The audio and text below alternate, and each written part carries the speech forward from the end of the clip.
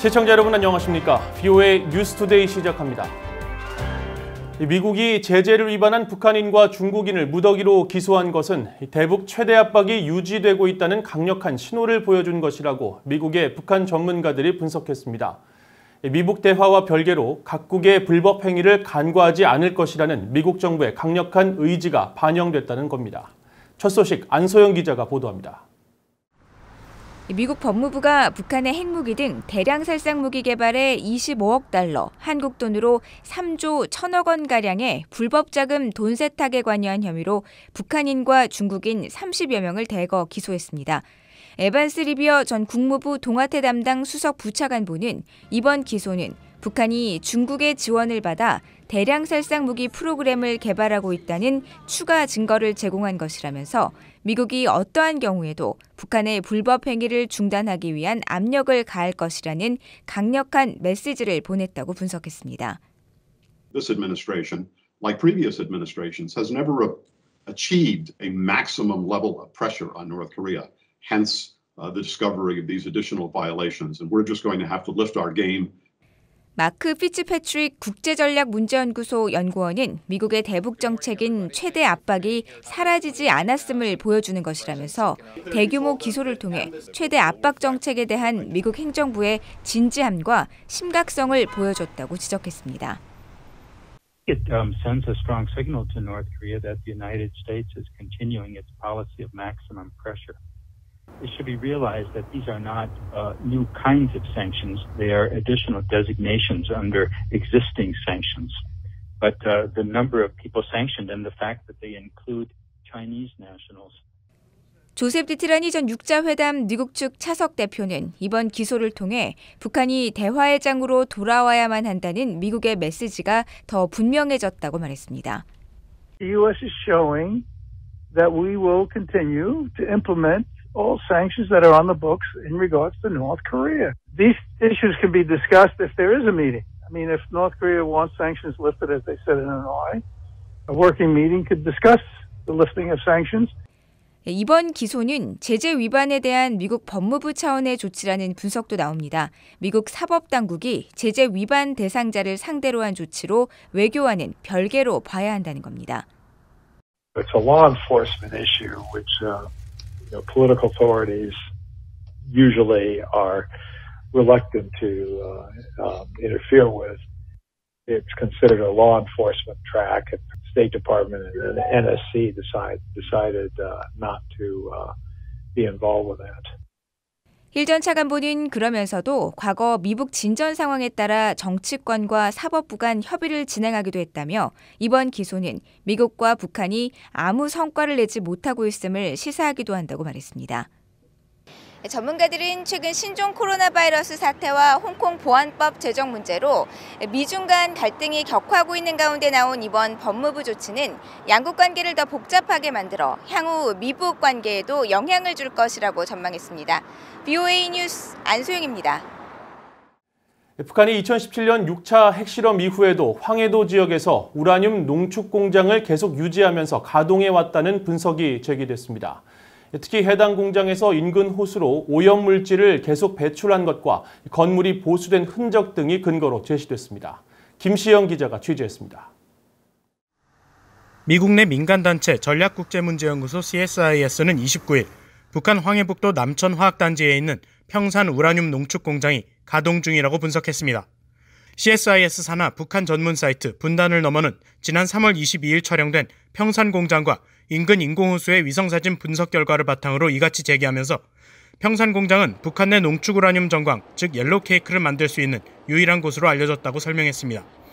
옐로우 케이크는 천연 우라늄을 정제한 물질로 핵 발전용 연료나 핵무기용 고농축 우라늄을 만드는 데 쓰일 수 있는 원료입니다. 보고서는 이어 지난 2017년 이후 북한에서 어떤 핵실험도 없었지만 최근의 위성사진들은 평산 공장이 가동 중이며 개선을 하고 있다면서 평산 공장 중 가장 큰 건물인 광물세척동의 지붕 일부가 보수된 흔적을 근거로 들었습니다. 특히 평산 공장 남쪽의 인공호수로 나 있는 두 곳의 배출구로 오염물질이 방류되고 있다는 점을 강조했습니다. 보고서를 작성한 조셉 버뮤데즈 전략국제문제연구소 선임연구원은 평산 공장 가동과 관련한 VOA의 질문에 위성사진 속 인공호수의 상태를 지적했습니다. 평산 공장에서 곧바로 연결되는 인공호수에 오염물질 배출이 계속된다는 것은 공장이 여전히 가동 중이라는 것을 의미한다고 설명했습니다. Tailings pond, we see solid waste being distributed on top of the tailings pile in the latest imagery. So what happens is there's a point in the northeast corner of the tailings pond dam where the waste comes from the main plant, spread out into the tailings pond. 보고서는 또 평산 공장이 북한의 발전된 핵무기 프로그램을 위한 고농축 우라늄 생산에 이용되는 물질을 만드는 곳으로 알려졌다는 점에서 핵심 시설이라고 분석했습니다.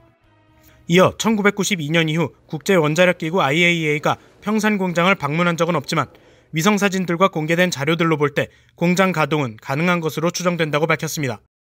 보고서는 그러면서 평산 공장 해체 문제는 미국과 북한의 비핵화 협상에서 필수적인 부분이 되어야 한다고 강조했습니다. VOA 뉴스 김시영입니다. 미국 국무부는 북한이 제기하는 사이버 위협에 대응하기 위해 경계를 유지하고 협력하는 것이 필수적이라고 밝혔습니다.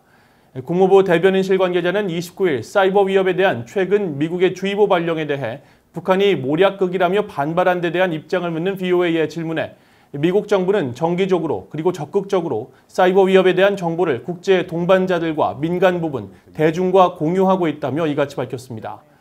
그러면서 이번 주의보는 미국 정부의 기존 자원에 관한 정보를 한 곳에서 대조하고 정책 개요를 제공하며 북한의 사이버 위협에 대응하기 위한 조치를 권고했다고 설명했습니다. 미국 국무부와 재무부, 국토안보부, 연방수사국, FBI 등 4개 부처는 지난달 15일 북한의 사이버 위협에 대한 주의보를 합동으로 발령한 바 있습니다. 독일 정부가 베를린 주재 북한 대사관이 불법으로 임대해 영업 중이던 숙박업체 시티 호스텔의 사업자 등록을 취소하고 영구 폐쇄 조치한 것으로 알려졌습니다. 베를린 주재 북한 대사관이 위치한 베를린시 미테구의 슈테판 폰다셀 구청장은 29일 시티 호스텔 측이 대북 제재 위반 사실이 없다고 주장하며 항소했지만 지난 1월 말 베를린 행정법원이 폐쇄 조치에 대한 최종 항소를 기각함에 따라 이날 시티 호스텔에 대한 사업자 등록을 취소했다고 밝혔다고 독일 DPA 통신이 보도했습니다. 이에 따라 독일에서 신종 코로나 바이러스가 확산됨에 따라 당국의 호텔 운영 중지 명령이 내려진 지난 3월 중순 이후 사실상 폐쇄됐던 시티 호스텔은 다시 운영을 재개할 수 없게 됐습니다. 앞서 독일 외교부는 이달 초 VOA에 해당 업체가 베를린 행정당국의 폐쇄 명령에 따라 문을 닫았다고 밝혔지만 영구적 폐쇄 여부에 대해서는 언급하지 않았으며 시티 호스텔 측은 5월 내로 영업을 재개할 계획이라고 밝힌 바 있습니다. 미국 국제종교자유위원회가 북한에 억류된 한국계 중국인 장문석 씨의 구명운동을 후원하고 수감자들에 대한 북한의 인권 탄압 실태를 알리기 위한 캠페인을 펼칩니다. 국제종교자유위원회는 29일 미국 의회와 연대한 종교 양심수 프로젝트의 일환으로 수감자와의 결연을 통해 수감자의 사연과 해당국의 인권 실태를 전 세계에 알리기 위해 북한에 억류된 한국계 중국인 기독교도 장문석 씨와 베트남 출신 아다우 기독교 목사와 결연을 맺었다고 발표했습니다.